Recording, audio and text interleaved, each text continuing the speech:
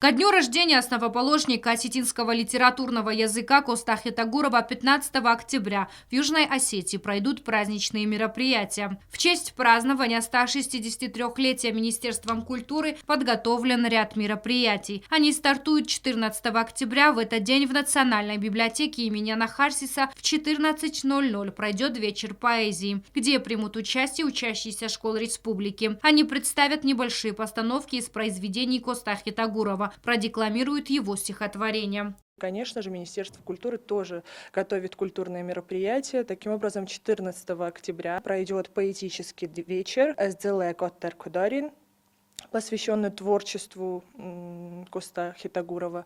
15 октября в Государственном драматическом театре имени Коста Хитагурова вновь представят спектакль «Коста» санкт-петербургского режиссера Романа Габрия. Спектакль «Коста» уже знаком юго-осетинскому зрителю. В постановке Коста представлен в разные периоды своей жизни. Активный борец за права народа, поэт, влюбленный в русскую красавицу Анну Попову, и Коста в петербургской больнице в последние дни жизни. Большая часть спектакля повествует о петербургской части биографии поэта. В постановке также звучат его стихи как на осетинском, так и на русском языках. Билеты можно приобрести в кассе театра. В министерстве отметили, что к знаменательной дате активными темпами готовятся и районы республики. Агунда Губозова, Арнольд Харебов. Информационный выпуск сегодня.